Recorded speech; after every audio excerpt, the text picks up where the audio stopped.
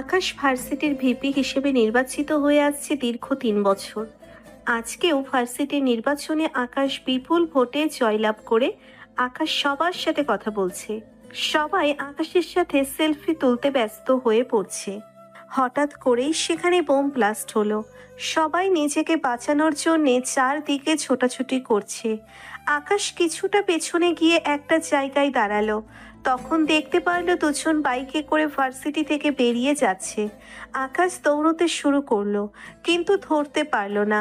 আকাশ পেছনে তাকিয়ে দেখতে পারলো তিনজন মাটিতে শুয়ে ছটফট করছে।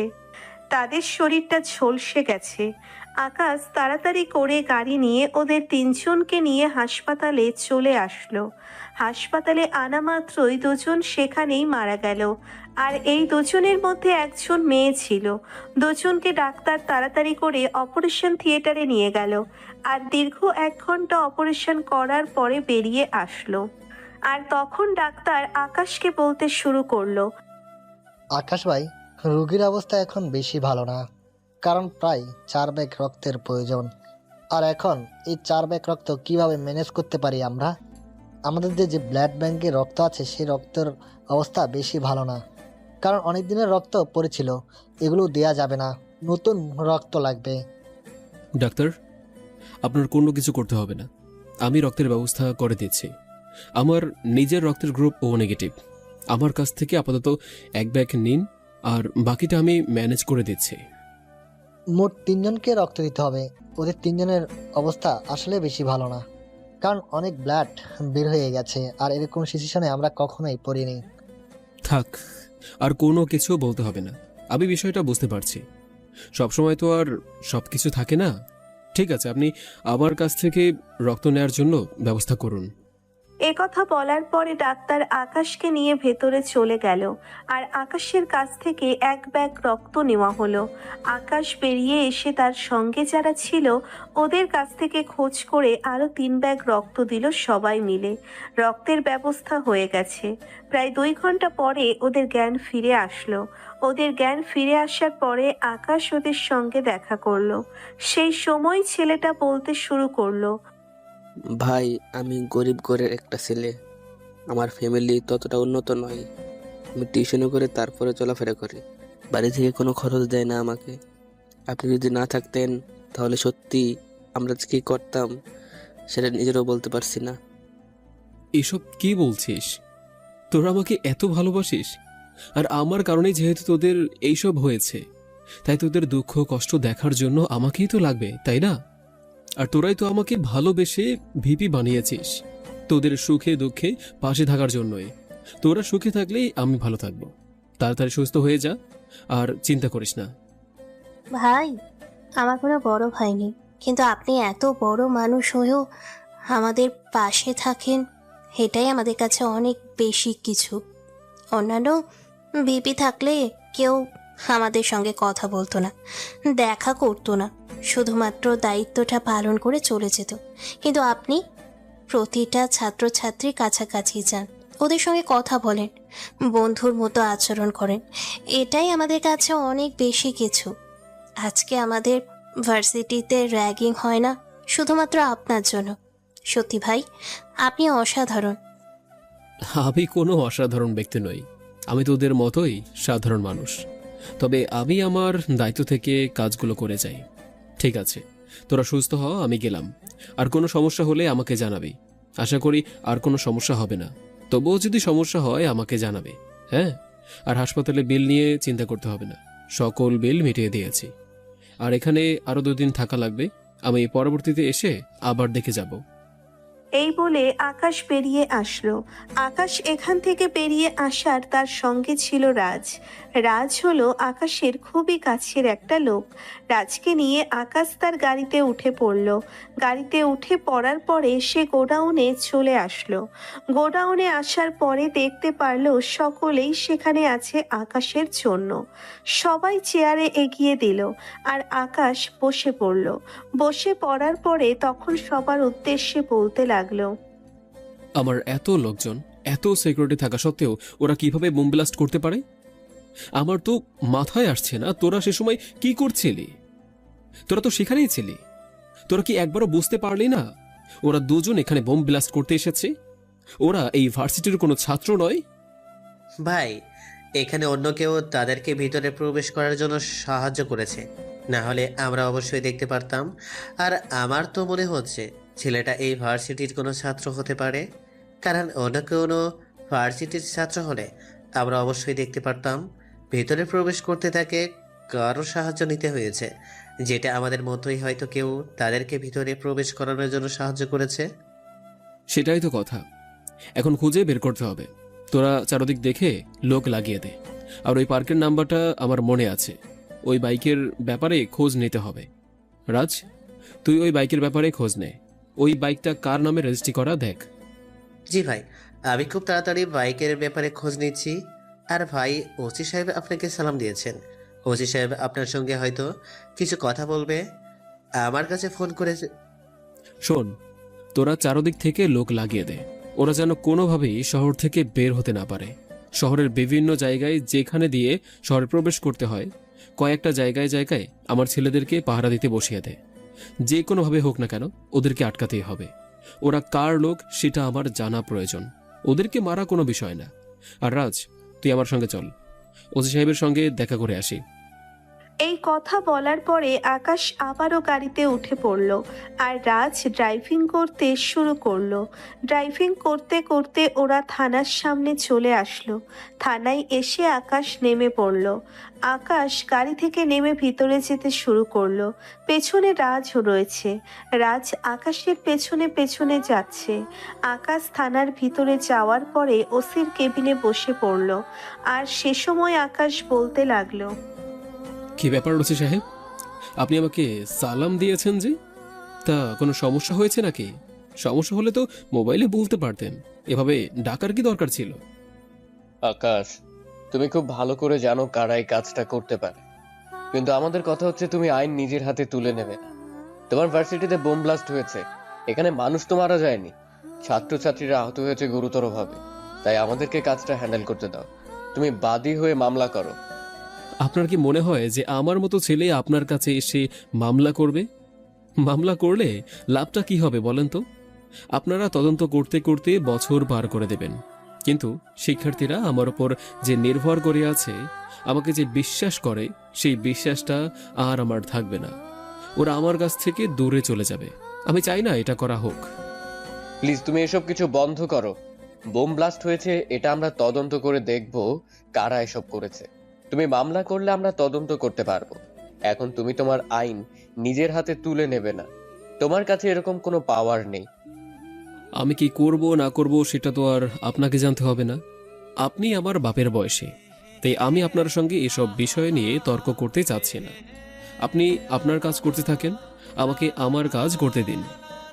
তুমি ভার্সিটির ভিপি হয়ে যে তুমি আইন নিজের হাতে তুলে নেবে আর তোমার জন্য যে আইন তার কাছ থেকে হাত গুটিয়ে নিবে, এমনটা হতে পারে না। আইন সবার জন্যই সমান। তুমি ঠিকই বললে, তোমাকে মাফ করে দেওয়া হবে, এমনটা ভেবে থাকলে ভুল হবে। আমি আইনের প্রতি শ্রদ্ধাশীল আছি এবং ভবিষ্যতেও থাকব। আর আমি কি করব না করব সেটা আপনাকে আমায় বলতে হবে না। আমারটা আমি খুব ভালো করে জানি, আর আমাকে কোনো জ্ঞান দিতে হবে না। আমার মাথায় যথেষ্ট জ্ঞান আছে। ঠিক আছে, আমি আসি। আর আল্লাহ হাফিজ, ভালো থাকবেন। একথা বলে যখনই আকাশ দরজা দিয়ে বের হতে যাবে, তখনই একটা মেয়ে তাড়াহুড়ো করে আকাশের সঙ্গে ধাক্কা খেয়ে যায়। মেয়েটা আকাশের সঙ্গে ধাক্কা খেয়ে নিচে পড়ে গেল। নিচে পড়ে যাওয়ার পরে আকাশ মেয়েটার দিকে হাত বাড়িয়ে দেয়। মেয়েটার চুলগুলো সামনে এসে পড়ছে, তাই মুখটা দেখা যাচ্ছে না। মেয়েটা তার চুলগুলো সরিয়ে আকাশের দিকে তাকিয়ে থাকলো। আকাশ মেয়েটাকে দেখে চোখ ফেরাতে পারছে না। মেয়েটাকে দেখেই ক্রাশ খেয়ে গেছে। একটা মেয়ে এতটা সুন্দর হতে পারে? আকাশ এখনো হাত বাড়িয়ে রেখেছে। মেয়েটা তখন আকাশের হাত ধরে উঠে পড়ল। আকাশের কেমন যেন অন্যরকম অনুভব হলো। এই প্রথম আকাশ কোনো মেয়েকে প্রথম দেখায় ভালোবেসে ফেলেছে। মেয়েটা তখন আকাশকে মুখের সামনে আঙ্গুল এনে রাগী কণ্ঠে বলতে লাগলো, এই যে মিস্টার, আপনি কি চোখে দেখেন না? আপনি চোখে না দেখে এভাবে চলাফেরা করেন নাকি? নাকি চোখ বাসায় রেখে এসেছেন? আপনি আমাকে ফেলে দিয়ে আমার কোমরটা ভেঙে ফেলেছেন। আসলে সরি, আমি দেখতে পারিনি। আর দোষটা তো আমার ছিল না। আপনি তো তাড়াহুড়ো করে ভেতরে আসছিলেন, আমি তো দেখেই সামনে আগাচ্ছিলাম। দোষটা তো আপনার ছিল। আপনি আবার বড় বড় কথা বলছেন। আর আপনার মতো লোক থানায় আসাটাই স্বাভাবিক। আর থানায় আপনি আমাকে ধাক্কা দিয়েছেন। আপনি জানেন আমি কে? আমি ওসি সাহেবের একমাত্র মেয়ে জান্নাত চৌধুরী। ও, সেই জন্যই তো এত বেশি রাগী আর এত সুন্দর। সমস্যা নেই, খুব তাড়াতাড়ি আপনার সঙ্গে আবারও দেখা হবে। তো ম্যাডাম, খুব লেগেছে তাই না? চলেন আপনাকে ডক্টরের কাছে নিয়ে যাই। আব্বু, আব্বু, তোমার সামনে এরকম একটা ছেলে আমাকে ধাক্কা দিল, আর অথচ তুমি এগুলো তাকিয়ে তাকিয়ে দেখলে? ওকে জেলে ভরে দাও। এরকম ছেলে আমাকে ধাক্কা দেওয়ার সাহস কোথা থেকে পায়? এই কথা শোনার পরে আকাশ চুপচাপ সেখান থেকে বের হয়ে আসে। জান্নাত ওসি সাহেবের সঙ্গে অনেক রাগারাগি করতে থাকে, আর ওসি সাহেব ঠান্ডা মাথায় মেয়েটাকে বোঝাতে থাকে। আর তখন ওসি সাহেব বলতে লাগলো, আরে মা, শান্ত হ। আমাদের এই ছোট্ট দেশের 18 কোটির বেশি মানুষ রয়েছে, আর একজনের সঙ্গে একজনের ধাক্কা লাগতেই পারে। তুই ওর সঙ্গে শুধু শুধু রাগারাগি করতে গেছিস। ছেলেটা তো তোকে দেখতে পারিনি। আর তুই জানিস তুই কার সঙ্গে কথা বলেছিস? ও হচ্ছে ঢাকা ভার্সিটির ভিপি, পরপর 3 বার নির্বাচিত হয়েছে। এছাড়াও একটা পরিচয় আছে, সেটা কেউ জানে না, শুধুমাত্র আমি জানি। সেটা তোর না জানলেও চলবে। তো এই জন্যই এত বেশি ভাব নিয়ে চলাফেরা করে। পাঞ্জাবি পায়জামা প্লাস চাদর নিয়ে চলাফেরা করে, দেখতে তো কেমন জানি লাগে। আর বাবা, আমি কিন্তু এখন থেকে ভার্সিটিতে ভর্তি হব। আমি চান্স পেয়েছি, আমার নিজের মেধা অনুযায়ী আমি এখানে চান্স পেয়েছি। তাই তুমি আমাকে অন্য কোথাও ভর্তি করতে পারবে না, বলে দিলাম। ঠিক আছে মা, আমি কালকে তোকে ঢাকা ভার্সিটিতে নিয়ে যাব। আর ওখানে কিন্তু এখন শুধুমাত্র আকাশের জন্য র্যাগিং হয় না, আর কোনো অকারেন্স কেউ করতে পারে না, শুধুমাত্র আকাশের জন্য। ছেলেটা অনেক ভালো, আমি আকাশের সঙ্গে তোর ভালো করে পরিচয় করিয়ে দেব। তারপর আকাশ এদিকে তার বাসায় চলে আসলো। বাসায় আসার পরেই তার মা এসে দরজা খুলে দিল, আর আকাশকে বলতে শুরু করলো, কিরে আকাশ, সারাদিন কোথায় থাকিস তুই? সেই সকালবেলা বের হয়েছিলি, এখন বিকেল 4টে বাজে। এত বাইরে কি করিস তুই? মা, অনেক কাজ করতে হয় আমাকে, কত দায়িত্ব থাকে আমার উপরে, জানো না তুমি? আচ্ছা শোনো, তাড়াতাড়ি খাবার দাও আমাকে, আমার খুব খুব খিদে পেয়েছে। আচ্ছা, তাড়াতাড়ি তুই ফ্রেশ হয়ে আয়, আমি টেবিলে খাবার দিচ্ছি। দুপুরের খাবার খাচ্ছিস বিকেল 4টের সময়, এভাবে চেহারার কি অবস্থা করেছিস দেখেছিস একবার? আকাশ ফ্রেশ হতে রুমে চলে আসলো। আকাশ রুমে এসে ফ্রেশ হয়ে খাবার টেবিলে এসে খাবার খেতে শুরু করলো। আর অর্ধেক খাবার খেতেই তখন আবারও আকাশের মা আকাশকে বলতে শুরু করলো, আকাশ দেখ, তোর বাবা মারা গেছে 3 বছর হলো। এখন আমি সারাদিন বাসায় একা একা থাকি। তাই আমি বলছি কি, এবার বিয়েটা করে নে। তোকে একজনের উপর দায়িত্ব দিয়ে মরে গেলেও শান্তি পাবো। মা, আপাতত আমি বিয়ের চিন্তা করছি না। এখন আমার হাতে অনেক কাজ রয়েছে, বিয়ে করলেও আরো সময় লাগবে। আর এসব নিয়ে তোমার চিন্তা করতে হবে না। আমি চিন্তা করব না তো কে করবে? আমি তোর কোনো কথা শুনবো না। আমি ঘটককে খবর দিয়েছি, সে কালকে আসবে।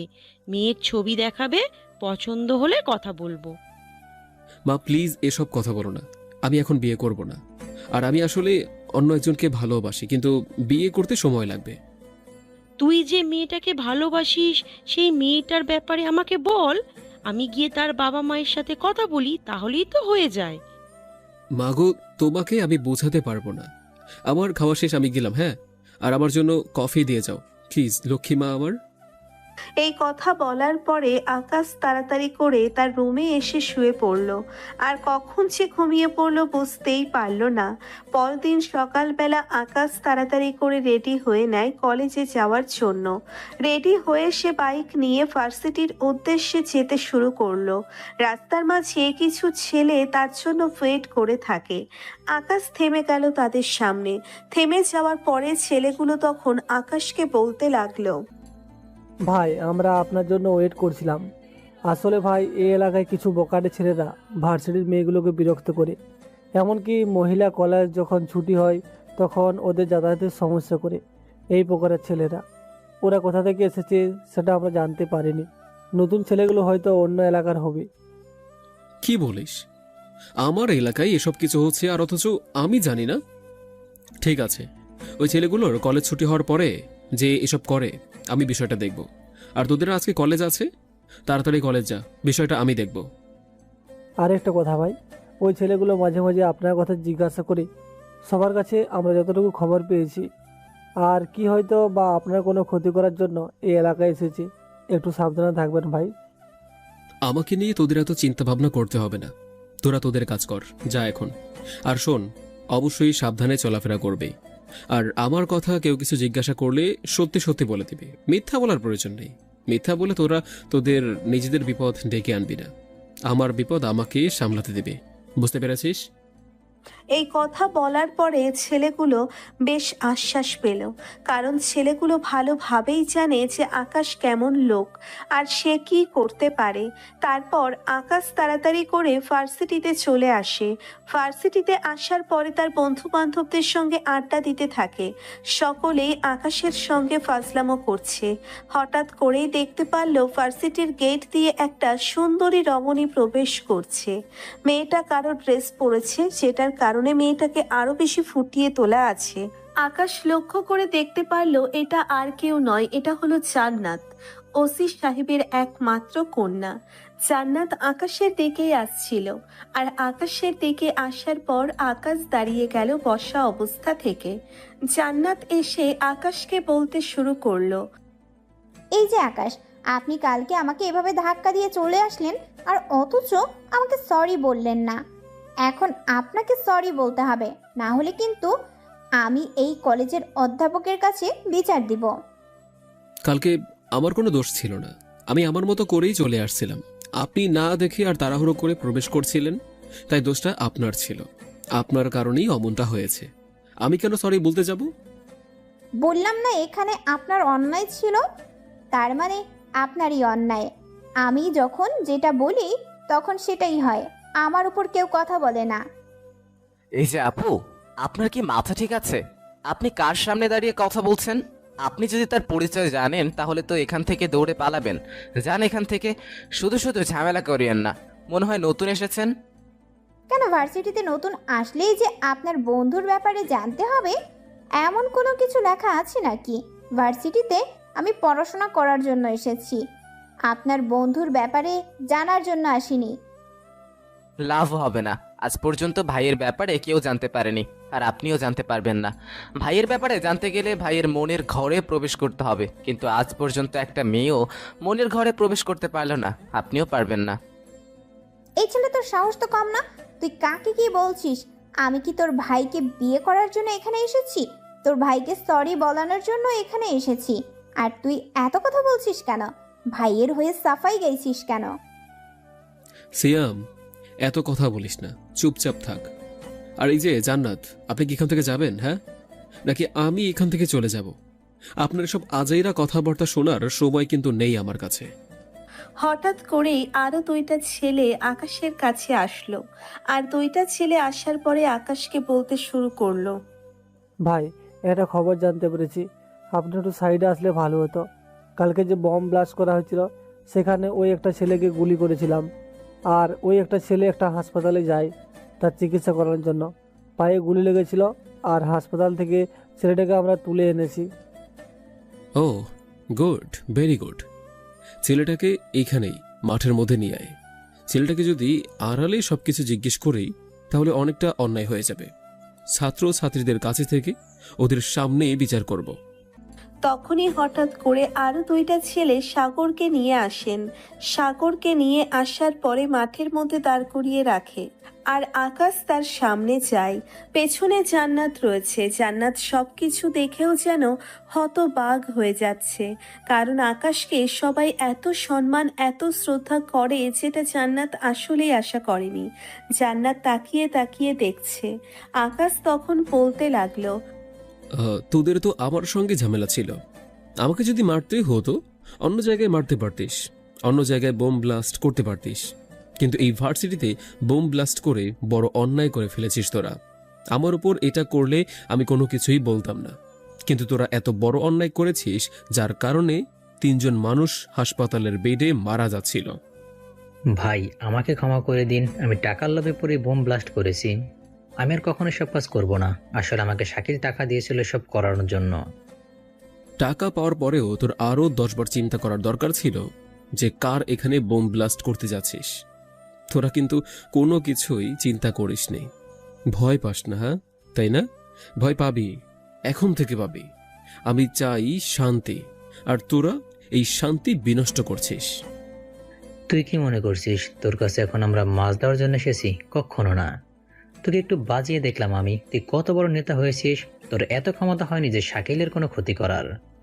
শাকিল হলো আন্ডারওয়ার্ল্ডের মাফিয়া কিং, ওর সঙ্গে তুই কখনোই পারবি না।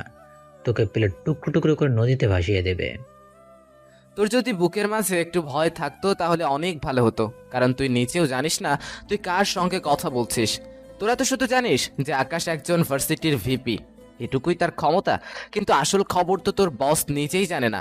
আকাশকে মারার জন্য তোদের পাঠিয়ে আকাশের সম্পর্কে না জানিয়ে অনেক বেশি ভুল করেছেন। তোরা শুধু শুধু মরতে চলে আসলি। সিয়াম, এত কথা বলার প্রয়োজন নেই।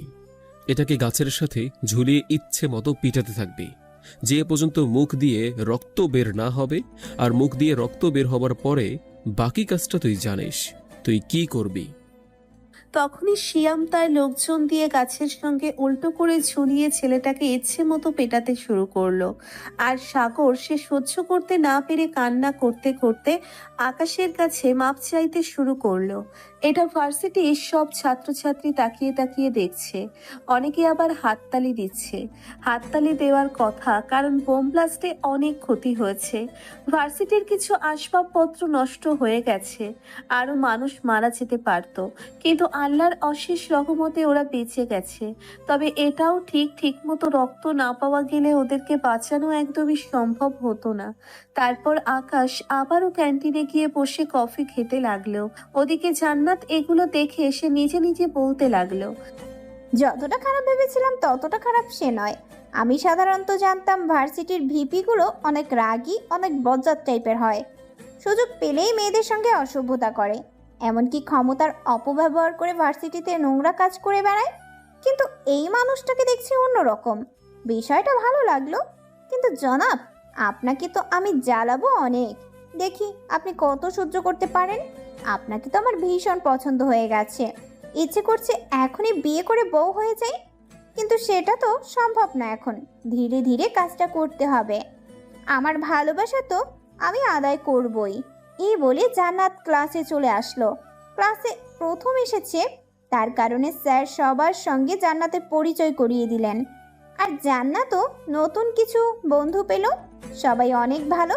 জান্নাত তাদেরকে জিজ্ঞাসা করলো, আচ্ছা এই আকাশ ভার্সিটিতে এখন কোন ইয়ারে পড়ছে?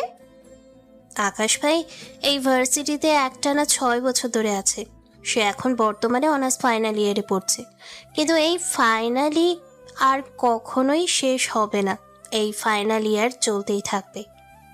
আমি কিছুটা হেসে দিয়ে নীলার দিকে আবারও তাকালাম আর বললাম, তুমি কি বলছো? আমি আসলেই বুঝতে পারছি না, একটু খুলে বলবে আমাকে? জানতাম তুমি বুঝতে পারবে না। ঠিক আছে, আমি তোমাকে বলছি, শোনো। আসলে আকাশ ভাই মানুষ হিসেবে যতটা ভালো, পড়াশোনার মধ্যে একদম ঘোড়ার ডিম। এই জন্য স্যারেরা তাকে অনেক কিছু বলে। সে কোনো কারণে ফেল করে সেটা আমরা কেউই জানি না। কেউ কেউ বলে এই ভার্সিটি থেকে চলে যাবে বলে সে এখান থেকে পাশ করে না। আবার কেউ বলে ক্ষমতা থাকবে না এই জন্য। আবার কেউ বলে ছাত্রছাত্রীকে ভালোবাসে বলেই এখান থেকে যেতে চায় না। হ্যাঁ, সেটা তো বুঝতে পারলাম। মানুষজন তো অনেক কিছু বলবে, তবে সে ছাত্রছাত্রীদেরকে ভালোবাসে এটা তো আজকে আমি আমার নিজের চোখে দেখলাম। তবে তার ক্ষমতা হাতছাড়া হয়ে যাবে এই বিষয়টা বুঝতে পারলাম না। আকাশ ভাইয়ের ক্ষমতা আছে অনেক। সে চাইলে এখন এমপি নির্বাচন করতে পারত, কিন্তু সে এই পর্যন্ত সমাপ্ত রাখতে চায়, কারণ এত বেশি বড় হওয়ার তার প্রয়োজন নেই। এটাই বলেছিল বক্তব্যে। সে যদি এখন এমপি নির্বাচন করে, সে বিপুল ভোটে জয়লাভ করবে।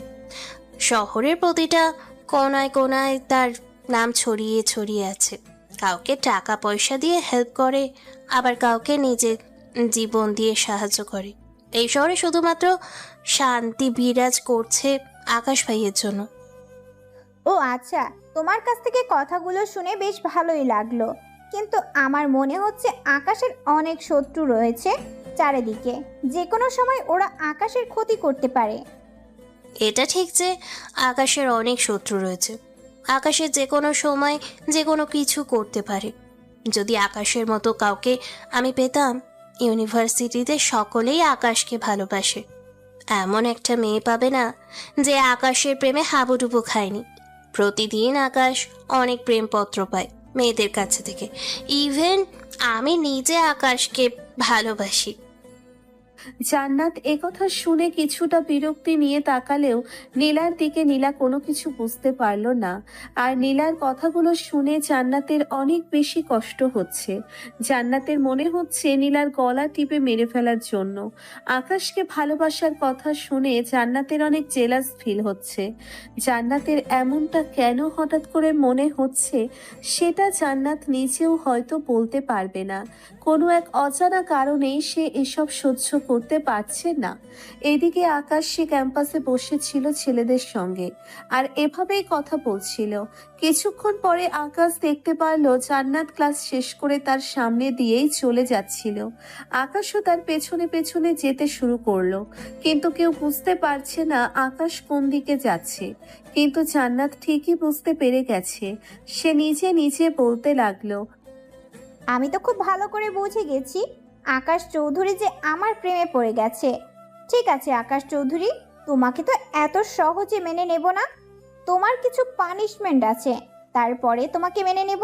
এর আগে তোমাকে আমি মেনে নিব না। কত মেয়ে আমাকে প্রপোজ করেছে, কিন্তু আজ পর্যন্ত কাউকেই আমি ভালোবাসিনি। অনেকের কাছ থেকে প্রেমপত্র পেয়েছি, কিন্তু কাউকে ভালো লাগেনি। কিন্তু কাল থেকেই এই ম্যাডামকে দেখার পর তো আমার ঘুম হারাম হয়ে গিয়েছে। সমস্ত কাজ কাম বাদ দিয়ে ওনার পিছনেই পড়ে থাকতে ইচ্ছে করছে। আকাশ এগুলো মনে মনে বলল। আজ তখনই জান্নাতের সামনে একটা গাড়ি এসে থামলো। জান্নাত গাড়িতে উঠে চলে গেল। আকাশ বোকার মতো সেই গাড়িটার দিকেই তাকিয়ে রইল।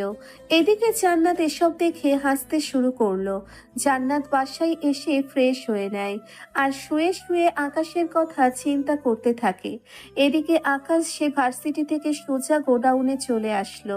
গোডাউনে আসার পরে দেখতে পারলো যে সাগরকে চেয়ারের সঙ্গে বেঁধে রাখা হয়েছে।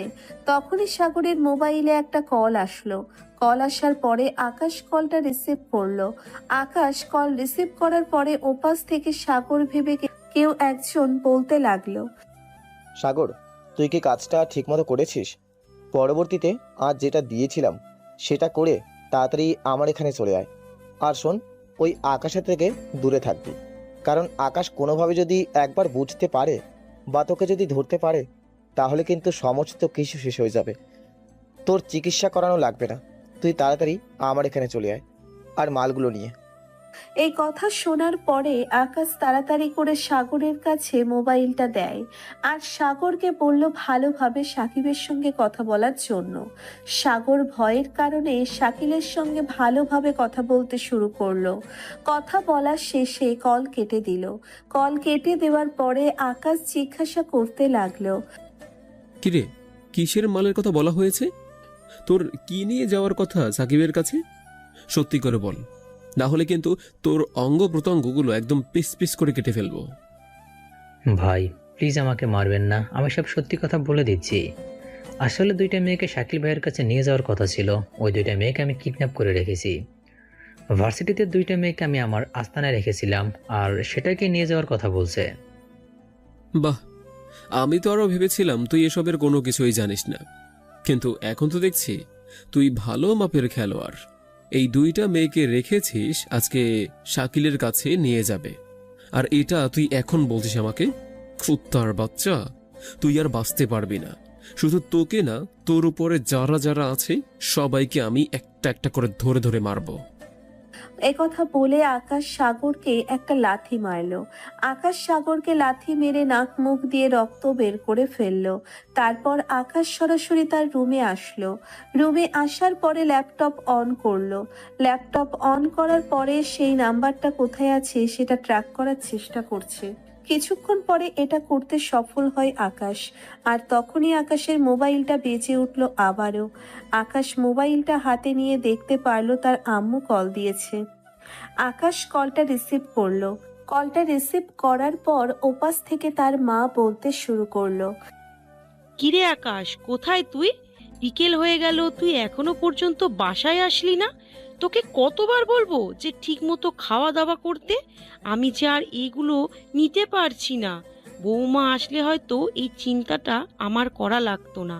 আমার এত বয়স হয়েছে, একবার আমার কথাও চিন্তা করে দেখ আমি কত দিক সামলাবো। আম্মু, আমি তো কাজে আছি। আচ্ছা ঠিক আছে, তুমি চিন্তা করো না, আমি এখনই আসছি। তুমি খাবার রেডি করো। আর কে বলেছে আমাকে নিয়ে চিন্তা করতে? আমি কি এখনো ছোট আছি মা? হাতে অনেক কাজ থাকে, তুমি বুঝতে পারো না কেন?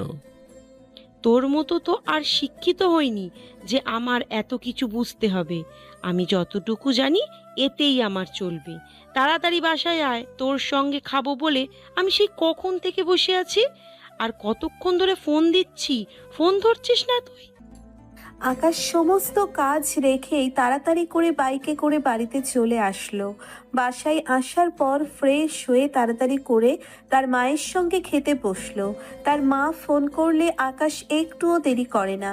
মা ছাড়া এই পৃথিবীতে আপন বলতে আকাশের কেউ নেই, শুধুমাত্র উনি আছেন। তার বাবা মারা গেছে। আকাশ খাবার খেতে লাগলো আর সেই সময় আবারও তার মা বলতে লাগলো। কিরে, তোর ভার্সিটি নাকি বোম ব্লাস্ট হয়েছে? এই কথা তুই আগে আমাকে বলিস নাই। যারা আহত হয়েছে তারা এখন কেমন আছে? দেখতে গিয়েছিলি ওদেরকে? হ্যাঁ মা, ওরা এখন ভালো আছে। আর বোম ব্লাস্ট করেছে কোনো একটা জঙ্গি সংগঠনের লোকজন। তুমি এসব কিছু বুঝবে না। তুমি শুধু শুধু কেন নিউজ দেখো বলো তো? তুমি শুধু শুধু আর টেনশন করবেই না, এগুলো দেখা লাগবে না। আমি যদি নিউজটা না দেখি তাহলে তো এসব খবর আমি পাবো কোথা থেকে? আর তুই নাকি এসবের কোনো কিছুই করিস না, আইন নিজের হাতে তুলে নিয়েছিস। সাংবাদিকতা অনেক কিছু বলাবলি করছে, এসব কি শুনছি তোর নামে? মা, তুমি এসব কিছু বুঝবে না, এটা রাজনৈতিক ব্যাপার। তুমি রাজনৈতিক ব্যাপার বুঝবে না মা। আর শোনো, এখন থেকে কিন্তু ঠিক মতো ঔষধ খাবে, হ্যাঁ? ডক্টর সাহেব কিন্তু আমাকে ফোন করেছিল। আর সকালবেলা তুমি নাকি ঔষধ খাওয়া বন্ধ করে দিয়েছো। কালকে চেক আপ করে গিয়েছিল, তারপর আমাকে বলেছে। এই বয়সে একটু আধটু রোগ হবে। তুই আগে বিয়ে কর, নাতি নাতনির মুখ দেখব, তারপরে আমি এখন যে রকম সুস্থ আছি তার চেয়ে বেশি সুস্থ হয়ে যাব। আমার স্বপ্নটা তাড়াতাড়ি পূরণ করে দে, আমি মরেও শান্তি পাবো। মা গো, তুমি প্রতিবার এই কথাটাই বলো। কতবার বলবো যে আমি এখন বিয়ে করব না? যখন বিয়ে করব তখন আমি নিজেই তোমাকে বলবো। আর শুধু বলবোই না, বিয়ে করে একটা ডিরেক্ট বাসায় নিয়ে আসবো। তোমার এত টেনশন করতে হবে না তো। আপাতত বিয়ে নিয়ে তুমি কোনো টেনশন করবে না। একথা বলে আকাশ আবারও বাসা থেকে বেরিয়ে পড়ল। আর বাসা থেকে বেরিয়ে সোজা গোডাউনে আসলো। সন্ধ্যাবেলায় সাগরের সঙ্গে বের হলো, কারণ সাগর এখন তার আস্তানা থেকে মেয়ে দুইটাকে নিয়ে ওই দিকেই যাবে। আকাশের জানা প্রয়োজন শাকিল এখন কোথায় থাকে, তাই সাগরের সঙ্গেই যাচ্ছে। সাগর ভয়ে তাদেরকে সব কিছু দেখিয়ে দিচ্ছে, কারণ সাগর খুব ভালো করে জানে আকাশের সঙ্গে বেইমানি করলে তার কি অবস্থা হবে। আর তখন শিয়াম বলতে লাগলো, ভাই, মেয়ে দুইটার জায়গায় আমাদের সুফিয়া আর বিজলিকে রেখে দিয়েছি। ওই দুইটাই মেয়েকে তাদের পরিবারের কাছে তুলে দিয়েছি। তাদের পরিবারের মেয়েগুলো পেয়ে অনেক খুশি হয়েছে। শোন, এই দুইটা মেয়েকে নিয়ে সাগর শাকিলের আস্তানায় যাবে। আর সুফিয়া আর বিজলিকে ভালোভাবে বলে দিবি। আর আমাদের প্ল্যান যেন কোনোভাবেই ওরা বুঝতে না পারে। সাগর, তুই যদি এটা নিয়ে কোনো বেইমানি করেছিস বা শাকিলের কোনো কিছুর ইঙ্গিত বোঝানোর চেষ্টা করেছিস, তাহলে কিন্তু বুঝতেই পারছিস তোর কি অবস্থা হবে। তোর পরিবারকে মেরে ফেলবো আমি। ভাই, আপনি যেভাবে বলবেন আমি সেভাবেই করব। তবুও ভাই, আমার পরিবারকে ছেড়ে দিন, আমাকে ছেড়ে দিন, আমি সব কিছু করবো আপনাদের কথায়। তারপর আকাশ সাগরকে নিয়ে যেতে শুরু করলো আর মেয়েগুলোকে নিয়ে সবাই মিলে একসাথে যেতে শুরু করলো শাকিলের আস্তানার উদ্দেশ্যে। প্রায় 1 ঘন্টা জার্নি করার পরে গাড়িটা একটা জঙ্গলের মধ্যে প্রবেশ করলো। আর গাড়িটা জঙ্গলের মধ্যে প্রবেশ করার পরে জঙ্গলের মধ্য দিয়ে দ্রুত গতিতে এগিয়ে আসলো। আকাশ তার ছদ্মবেশ নিয়ে ড্রাইভারের মতো করেই যাচ্ছে। হঠাৎ করেই এই গাড়িটা সাগর থামাতে বলল। আকাশ গাড়ি থেকে নেমে সবাইকে মাইক্রোফোনে বলল চারিদিক থেকে ঘিরে ফেলার জন্য। তারপর সাগর বিসলি এবং সুফিয়াকে নিয়ে এগিয়ে গেল আর ওদেরকে নিয়ে রুমে প্রবেশ করলো। ওদের ওখানে মাইক্রোফোন থাকায় ভিতরে কি হচ্ছে সেটা আকাশ এখান থেকে ভালো করেই শুনতে পাচ্ছে। শাকিল তখন ওদেরকে দেখে বলতে লাগলো, কে সাগর, তোর তো অনেক বেশি ভালো চয়েস আছে। আমি তো ভেবেছিলাম তুই কালো দেখে নিয়ে আসবি, কিন্তু তুই তো নিয়ে এসেছিস পুরো বিদেশি দেখতে, দুধের মতো সাদা আছে। যাক, আজ ভালো করে এনজয় করা যাবে। ভাই অনেক কষ্ট করে নিয়ে এসেছি। আর ভাই ইদানিং আকাশের সঙ্গে অনেক বেশি ঝামেলা হচ্ছে। আকাশ কোনোভাবেই আমাদের কাজগুলোকে করতে দিচ্ছে না। কি রে, অন্য সকল মেয়েগুলোকে নিয়ে আসলে মেয়েগুলো যে কান্নাকাটি করতে শুরু করবে, কিন্তু ওরা দেখছি কোনোভাবেই কোনো কিছু করছে না। ওদেরকে তুই কোনো কিছু করেছিস নাকি? ভাই আমি আবার কি করব, মেয়েগুলো টাকার পাগল, টাকা দিলে সবকিছু দিয়ে দিবি এমনিতেই। আর যখন শুনেছে আপনার কথা তখন তো পুরো ফিদা হয়ে গেছে। বিশেষ না হলে এখনই পরীক্ষা করে দেখুন। তুমি চাইলে আমি তোমার সামনে এখনই সব কিছু করে দিতে পারি। তুমি আমাকে নিয়ে যা ইচ্ছা তাই করতে পারো। তোমার সঙ্গে থাকতে পারবো, এটাই তো আমার কাছে অনেক বেশি কিছু। ওয়াও সাগর, তোকে কি বলে যে এখন ধন্যবাদ দেব বুঝতে পারছি না। এই প্রথম কোনো মেয়ে আমাকে নিজে থেকে কাছে টেনে নিচ্ছে। আমি এখন খুশি। আজকে দুইটাকে একসঙ্গে নিয়ে আনন্দ ফুর্তি করব। হ্যাঁ, তোমাকে পাওয়ার জন্যই তো আমরা রাজি হয়ে গেছি নিজে থেকেই। চলো আজকে আমরা 2 বান্ধবী মিলে তোমাকে খুশি করব, এবং যা তুমি কল্পনাও করতে পারবে না। চলো চলো, যা করার তাড়াতাড়ি করবে। আমার তো আর সহ্য হচ্ছে না।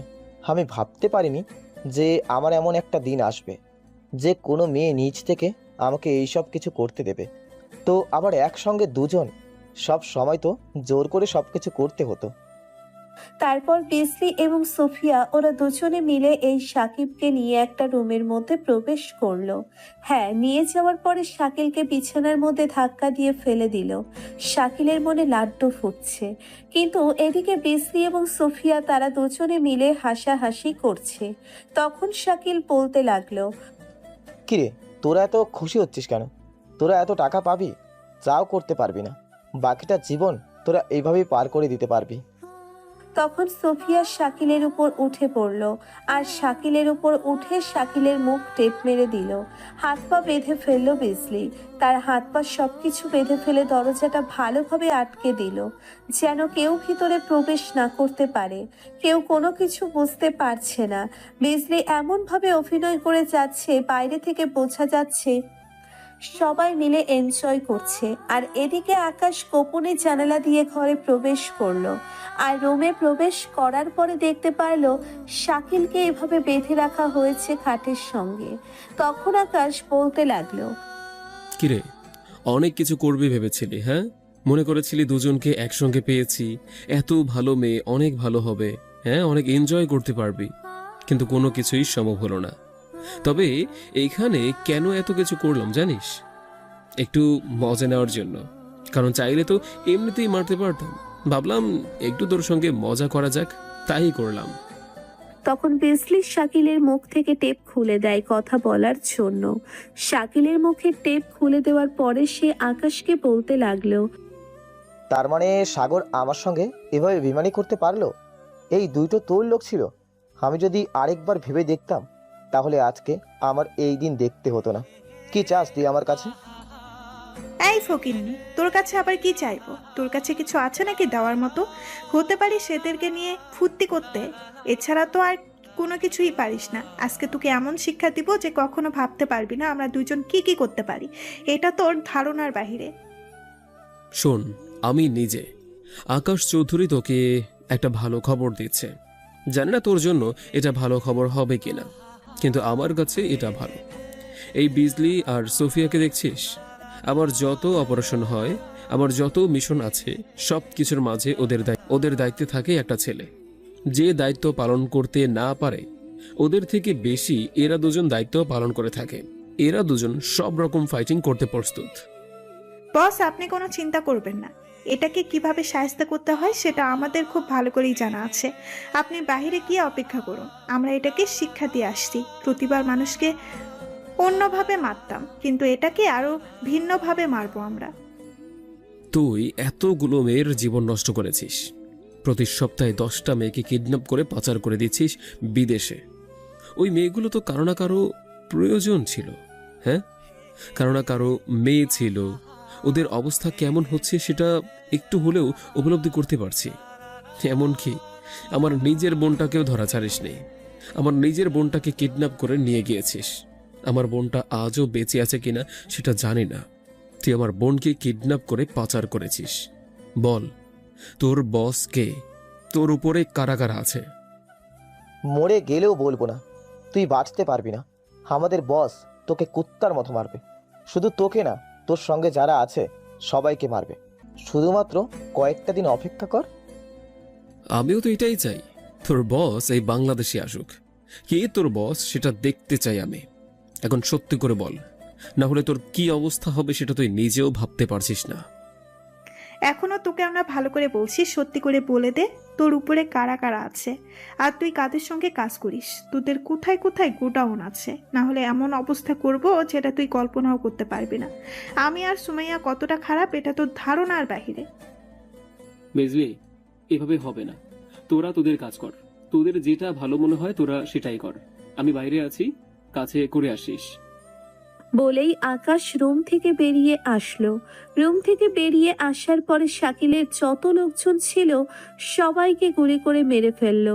সবাই আকাশকে গুলি করছিল, কিন্তু আকাশের কাছে কেউই পারল না। আকাশের লোকজন সবাইকে মেরে ফেললো। আর কিছুক্ষণ পরেই রুম থেকে শাকিলের চিৎকারের আওয়াজ ভেসে আসলো। আকাশ নিজেও জানে না বিজলি এবং সুফিয়া দুজন শাকিলের সঙ্গে কি করেছেন, তবে কিছুটা অনুমান করতে পেরেছে বিজলি এবং সুফিয়া প্রায় 10 মিনিট পরে সেখান থেকে বেরিয়ে আসলো। আর 10 মিনিট শাকিল প্রাণপণে শিক্ষা করছিল, আর ছটফট করতে করতে মারা গেল। বিজলি এবং সুফিয়া বের হয়ে আসার পরে হাতে রক্ত লেগে আছে, আর হাতে একটা ছুরি আছে। ভাই, বিজলি এবং সুফিয়াকে দেখে তো এখন আমার নিজেরই ভয় লাগছে। ওরা মেয়ে হয়ে একটা ছেলের কিভাবে গোপনাঙ্গ কেটে দিতে পারে? মা গো ভাই, আমি বাসায় গেলাম। আমি আর কখনো ওদের সামনে আসবো না। ওরা আঘাত খেতে খেতে পাথরের মতো হয়ে গেছে। এরকম কাজ করতে পারে। ওরা দুজনে পরিবারকে কুত্তার মতো মেরেছে। ওরা ওদের কাছেই ধর্ষিত হয়েছিল। তুই এসব কিছু বুঝবি না। তুই অনেক কিছুই জানিস না। অন্য সময় তোকে বলবো, আর না হলে ওদের কাছ থেকে শুনে নিস। কিরে, এভাবে আমাদেরকে দেখে ভয় পাচ্ছিস কেন? যা আমাদের জন্য পানি নিয়ে আয়। এভাবে ভয় পাওয়ার কি আছে? আমরা কি বাঘ না ভাল্লুক? এদিকে শাকিলের ল্যাপটপের সামনে বসে পড়ল আকাশ, আর বিজলি এবং সোফিয়া চেয়ারে বসে আছে। ওরাও কাগজপত্র দেখছে, কিছু ডকুমেন্ট ছিল সেগুলো দেখছে। আর তখন শিয়াম তাদের কাছে এসে জিজ্ঞাসা করতে লাগলো। তখন বিজলি বলতে শুরু করলো, শোন, আমরা যখন ইন্টার দ্বিতীয় বর্ষের ছাত্রী ছিলাম, দুই বান্ধবী একদিন কলেজ শেষে বাড়ি ফেরার সময় আমাদেরকে এই শাকিল কিডন্যাপ করে নিয়ে যায়। একটা জঙ্গলের বাড়িতে আটকে রেখেছিল 2 দিন। আর এই 2 দিনের একের পর একটা ছেলে এসে আমাদেরকে যা করার তাই করেছিল। তারপর আমাদেরকে আফ্রিকার পাচার করে দিয়েছিল ওইখানকার সৈন্যদের কাছে। আর ওই সৈন্যরা আমাদেরকে প্রায় 3 মাসের উপর ব্যবহার করে। আর ওরা যেভাবে ট্রেনিং করছিল ওসব কিছু দেখে দেখে আমরাও গোপনে ট্রেনিং নিয়েছিলাম। তারপর পরিচয় হয় আকাশ ভাইয়ের সঙ্গে। একটা মিশনে আকাশ ভাই গিয়েছিল আফ্রিকায় একটা কিডন্যাপারের খোঁজে, আর আমরা ছিলাম ওই কিডন্যাপারের কাছে বন্দী। আর আকাশ ভাই আমাদেরকে দেখে সাহায্যের হাত বাড়িয়ে দেয়। তখন থেকেই ওনার সঙ্গে পরিচয়। তারপর সিদ্ধান্ত নিয়েই আকাশ ভাইয়ের সঙ্গেই কাজ করব। আমাদের জীবন যারা নষ্ট করেছে তাদেরকে বাংলাদেশ থেকে উচ্ছেদ করব। আমরা আমাদের সব কিছু হারিয়েছি, কিন্তু আর কোনো বোনের ইজ্জত হারাতে দিব না। এই কথা বলার পর বিজলি কান্না করতে থাকে। তখন আকাশ সবাইকে ডাক দিল। শিয়াম, বিজলি, সুফিয়া সকলেই আকাশের পিছনে এসে দাঁড়িয়ে ল্যাপটপের দিকে মনোযোগ দিল আর আকাশ বুঝিয়ে দিতে লাগলো। আমি খুবই চাঞ্চল্যকর তথ্য পেয়েছি। দেখ, সাকিবের সঙ্গে শুধুমাত্র একটা লোকের সঙ্গে যোগাযোগ হয়, আর সেই লোকটার নাম হচ্ছে আলী হোসেন। এই আলী হোসেন হচ্ছে মাস্টার মাইন্ড, কিন্তু তার পরিচয় সম্পর্কে আমাদের কোনো জানা নেই। তাই আমাদের প্রথম কাজ হচ্ছে সাকিবের যেখানে যেখানে আস্থানা রয়েছে, ছেলেরা রয়েছে, সবাইকে ধরে ধরে মেরে ফেলতে হবে। আর সবকিছু ধ্বংস হওয়ার পরেই ওই আলী হোসেন আমার সঙ্গে যোগাযোগ করবে। সে নিশ্চয়ই দেশে ফিরবে। হ্যাঁ ভাই, আপনি ঠিকই বলেছেন। আমরা যদি সবাইকে মেরে ফেলতে পারি তাহলে আলী হোসেন ভয়ের কারণে হোক বা যেভাবেই হোক আপনার সঙ্গে যোগাযোগ করবে, আমাদের সঙ্গে অ্যাকশনে যেতে পারবে। এখানে সমস্ত জায়গার লিস্ট আছে, কোথায় কোন আস্থানা রয়েছে, সবকিছু এখানে দেয়া আছে। আমি তো ভেবেছিলাম এগুলো পাবো না, কিন্তু দেখলাম এগুলো সম্পূর্ণ সাজানোই আছে। সিয়াম, তুই এগুলো নিয়ে তোর কাজ শুরু করে দে। আর বিজলি এবং সোফিয়া, তোরা দুজন উত্তর দিক থেকে অ্যাটাক করবে। এভাবে আকাশ সবাইকে প্ল্যান মোতাবেক সবকিছু বুঝিয়ে দিতে থাকে। এভাবেই বেশ সময়টা পার হয়ে যায়। পরদিন সকালবেলা আকাশ আবারও ভার্সিটিতে চলে আসে। ভার্সিটিতে এসে সবার সঙ্গে আড্ডায় মেতে থাকে। আর হঠাৎ করেই সেখানে জান্নাত এসে পাশে বসলো। জান্নাত পাশে বসার পরে সবাই আকাশের পাশ থেকে উঠে চলে গেল। জান্নাত এসে আকাশকে বলতে শুরু করলো। কি ব্যাপার আকাশ চৌধুরী, আপনি এখানে বসে আছেন যে? তা আপনি মনে হয় এতক্ষণ আমাকে মিস করছিলেন। কি সঠিক বললাম তো? আর আপনার পড়াশোনার মধ্যে এত গ্যাপ কেন? একটা ভার্সিটিতে কত বছর থাকা যায়? কেন, ভার্সিটিতে তো আর আপনার বাবার ক্ষমতা নেই যে আমাকে বের করে দিতে পারবে। ভার্সিটি চলে ভার্সিটির নিয়মে। আমি এখানে কত বছর আছি সেটা কি জানা খুবই প্রয়োজন আপনার? আপনি কি কারণে এখানে এসেছেন? কি কারণে আসবো? এসে গেছি তো আপনাকে খুন করতে, কিন্তু এখন তো আর করতে পারবো না, কারণ আপনি এত বড় মানুষ, আমি আর কি করে খুন করতে পারবো? এই যে, এসব কিছু বলে কোনো লাভ নেই। আপনি এখান থেকে যাবেন কিনা, না হলে কিন্তু আমি নিজে চলে যাব। আবারও ঝগড়া করতে আমার সঙ্গে এসে গেছেন। আপনার আসলে লজ্জা শরম বলতে কোনো কিছু নেই। চলুন আপনাকে নিয়ে কোথাও থেকে ঘুরে আসি। এখানে তো আর সব কথা বলা যাবে না। যদি না যেতে চান তাহলে কিন্তু সবার সামনে সিন ক্রিয়েট করব, আর সেখানে আপনার এই মান সম্মান চলে যাবে ভার্সিটির ভিপি বলে কথা। আকাশ কোনো উপায় না পেয়ে জান্নাতের সঙ্গে যেতে শুরু করলো। আর জান্নাত তার গাড়িতে করে সোজা পার্কে নিয়ে আসলো। নিরিবিলি জায়গায় জান্নাত আকাশকে নিয়ে বসে আছে।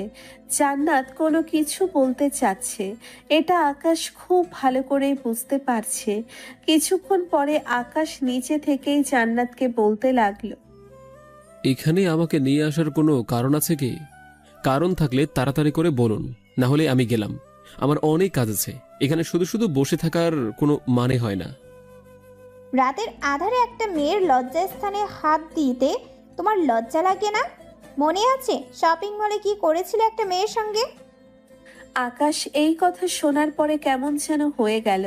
আকাশ কোনো কিছুই বুঝতে পারছে না এই জান্নাত কি বলছে। আকাশের এমন কোনো রেকর্ড আজ পর্যন্ত নেই। অনেক মেয়েরাই তাকে ভালোবাসে, অনেক মেয়ে তার পিছনে পড়ে আছে।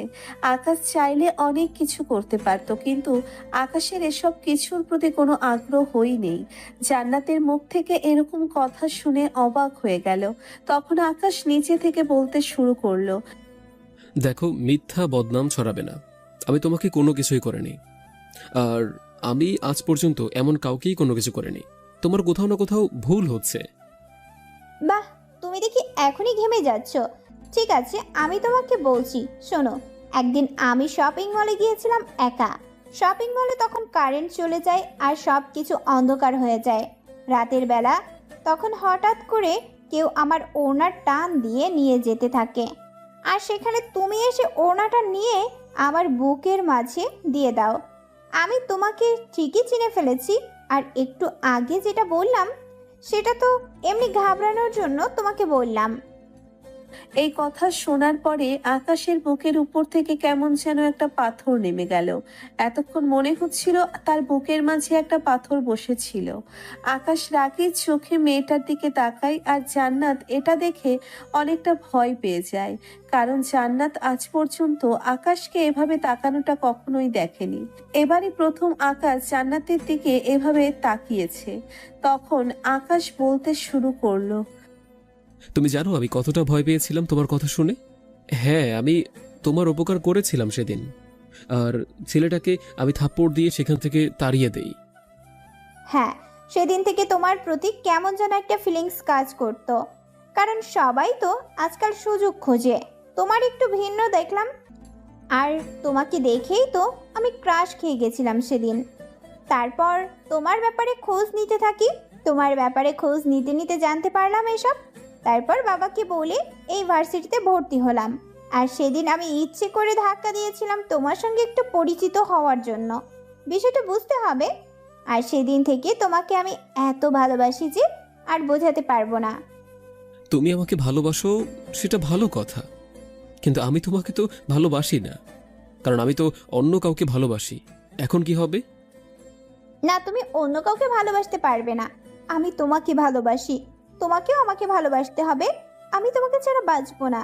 আর তুমি যাকে ভালোবাসো না কেন তাকে আমি শেষ করে ফেলবো। আমার ভালোবাসার ভাগ আমি কাউকে দেব না। দেখো, তুমি আমাকে অনেক দিন ধরেই চিনতে পারো, কিন্তু আমি তো তোমাকে বেশি দিন ধরে চিনি না, তাই না?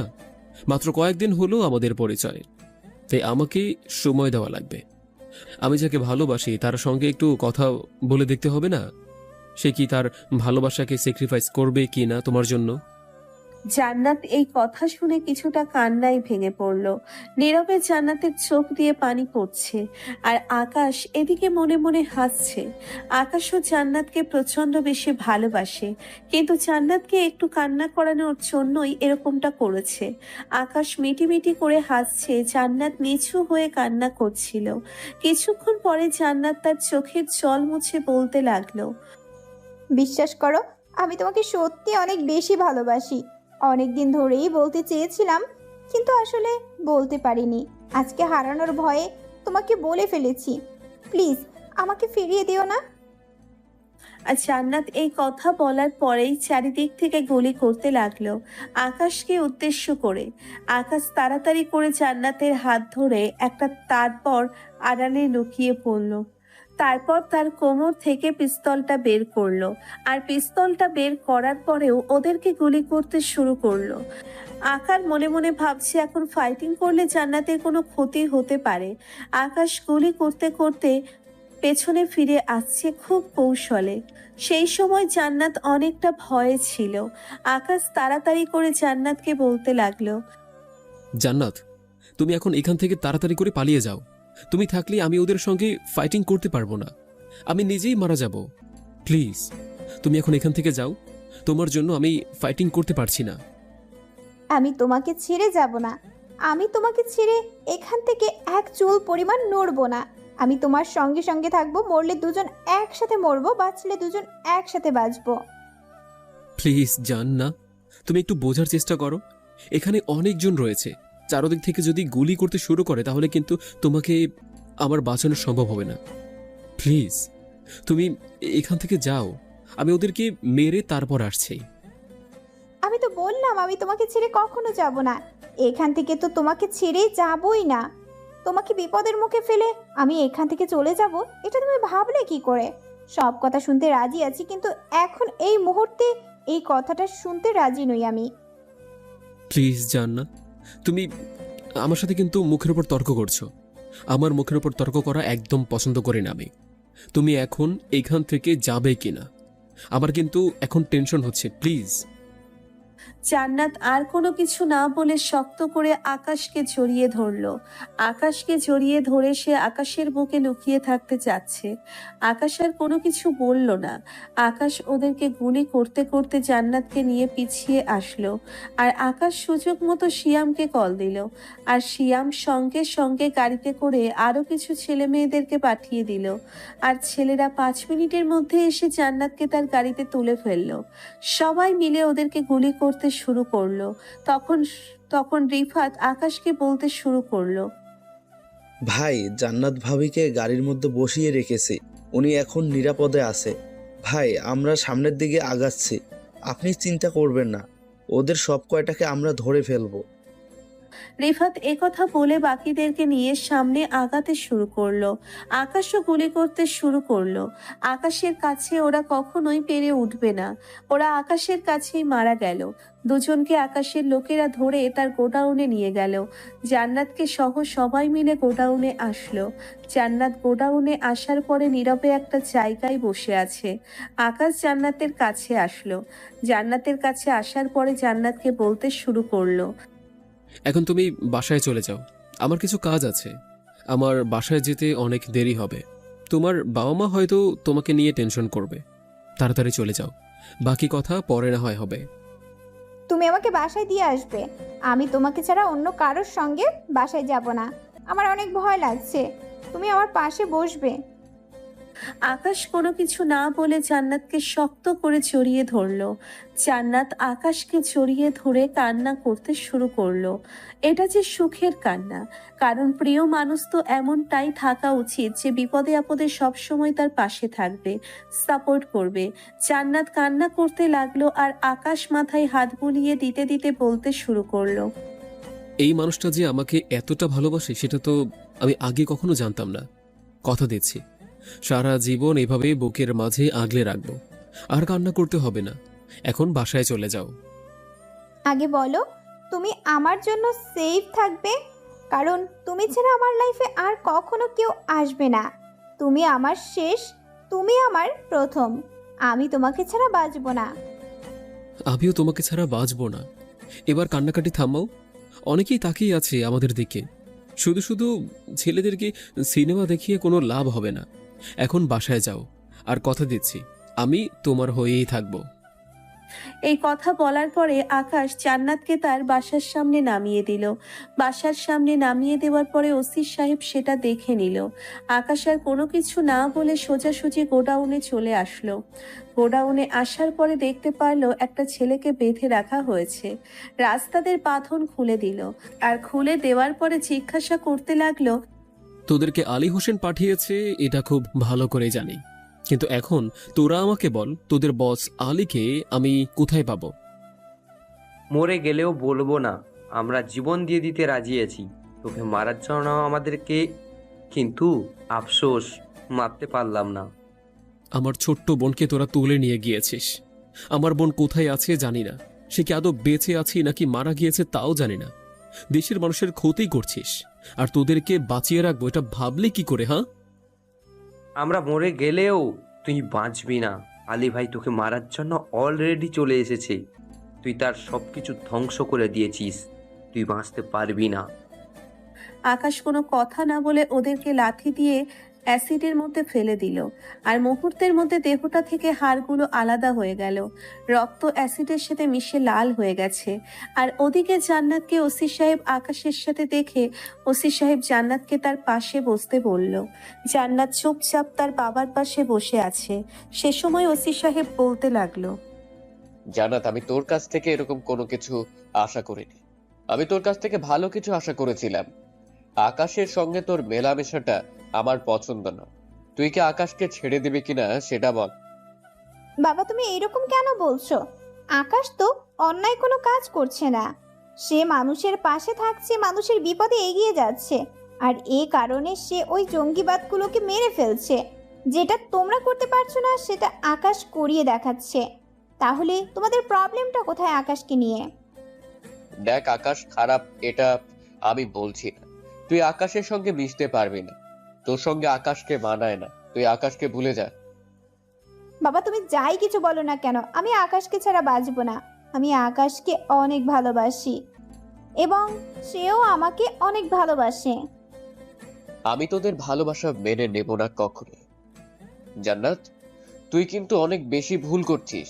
এই ভুলের জন্য তোকে সারা জীবন মাসুল দিতে হবে। তুই আকাশকে ভুলে যা।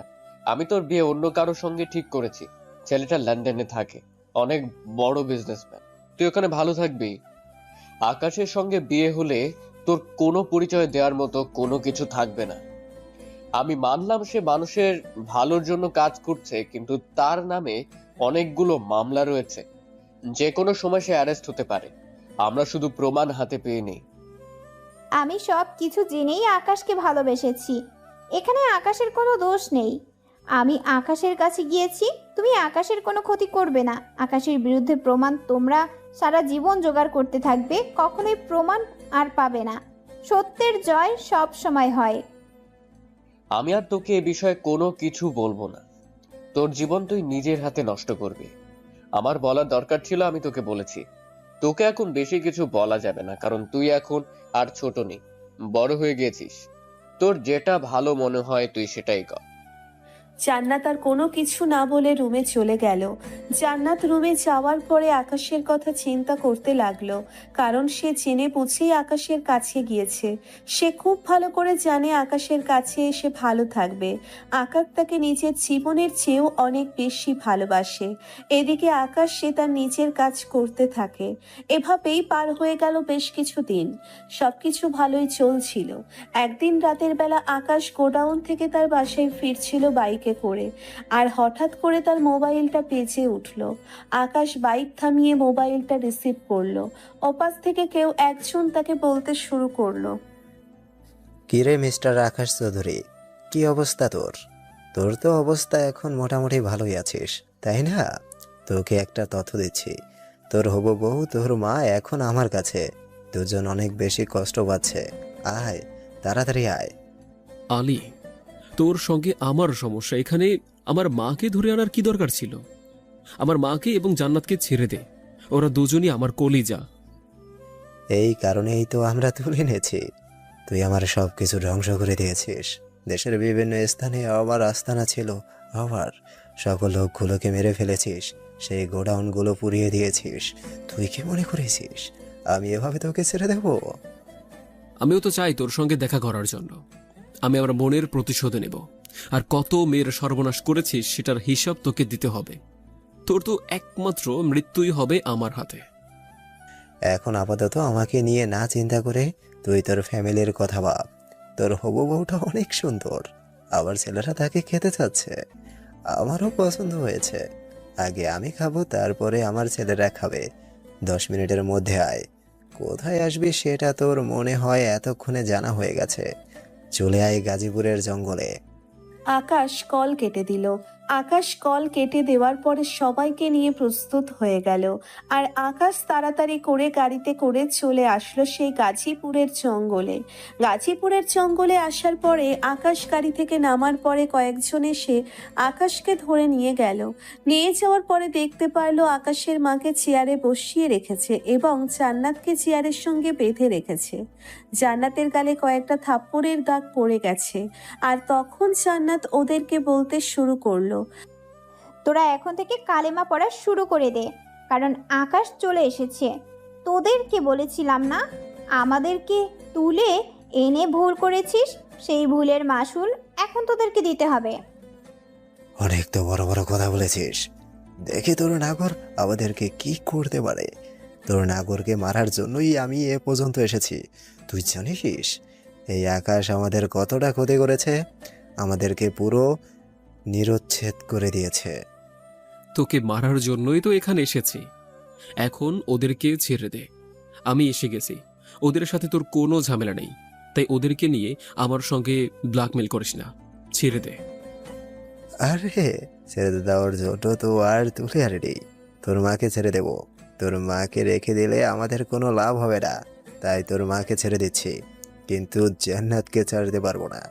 মেয়েটাকে আমার পছন্দ হয়েছে। মেয়েটাকে আমি একবার বিছানায় নিয়ে যাই, তারপরে ছেড়ে দেব। তখনই কয়েকজন এসে আকাশকে মারতে লাগলো। আকাশ ওদেরকে মারতে শুরু করলো, আর এভাবে মারামারির এক পর্যায়ে সকলকে মেরে আকাশ মাটিতে শুইয়ে দিল। তখনই আলী জান্নাতের দিকে এগিয়ে যাচ্ছে। আকাশ মারামারি বন্ধ করে দিল, আর মারামারি বন্ধ করে দেওয়ার পরে ওরা আকাশকে মারতে শুরু করলো, আর মারতে মারতে আকাশের নাক দিয়ে রক্ত বের করে ফেলেছে। আকাশের নাক দিয়ে টলটল করে রক্ত বের হচ্ছে। আর তখন জান্নাত বলতে লাগলো, আকাশ প্লিজ, তুমি আমার জন্য এভাবে ওদের হাতে মায়ের খেও না। ওদেরকে মারো, ওদেরকে ইচ্ছে মতো মারো, আমার যা হবার হবে, কিন্তু ওরা বেঁচে থাকলে দেশের মানুষ কেউই শান্তিতে থাকতে পারবে না। প্রতিটা মেয়ে, প্রতিটা স্কুল ছাত্র ছাত্রী শুধুমাত্র আলীর জন্য ভয়ে থাকে। তখনই হঠাৎ করে চারিদিক থেকে গোলাগুলির আওয়াজ ভেসে আসলো। চারিদিক থেকে তুমুল গোলাগুলি হচ্ছে, আর যেহেতু আলীর লোকজন প্রস্তুত ছিল না, তাই খুব সহজেই ওরা মাটিতে গুলি খেয়ে পড়ে গেছে। এদিকে আকাশ গিয়ে তার মায়ের হাতের বাঁধনগুলো খুলে দেয় এবং জান্নাতকে মুক্ত করে ওদের দুজনকে গাড়িতে তুলে রাখে। ওদের দুজনকে গাড়িতে রেখে আসে আকাশ। আরো 20 মিনিট গোলাগুলি হওয়ার পরে ওসি সাহেব পুলিশ নিয়ে চারিদিক থেকে ঘেরাও করে ফেললো। যারা যারা বেঁচে আছে তাদের সবাইকে অ্যারেস্ট করলো ওসি সাহেব। ওসি সাহেব দেখতে পারলো আকাশ আলীর বুকের উপর পা দিয়ে রেখেছে, আর ওর দিকে পিস্তল তাক করে রেখেছে। সেই সময় ওসি সাহেব বলতে শুরু করলো, আকাশ প্লিজ এই কাজটা করো না, আইন নিজের হাতে তুলে নিও না। তুমি আমার উপর ছেড়ে দাও, ওর শাস্তি ফাঁসি হবে। তুমি প্লিজ আইন হাতে তুলে নিও না। তুই অনেক পাপ করেছিস। আমার বোনটাকে তোরা পাচার করে দিয়েছিস, আমার বোনটাও শেষ পর্যন্ত মারা গিয়েছে, কিন্তু তোকে বাঁচিয়ে রাখবো এটা তুই ভাবলে কি করে? তোকে আইনের মাধ্যমে নয়, তোকে আমার আইনের শাস্তি দিব। এই বলে আকাশ গুলি করে দিল। ওসি সাহেব আকাশের হাত থেকে পিস্তলটা নিয়ে ফেলে দিল।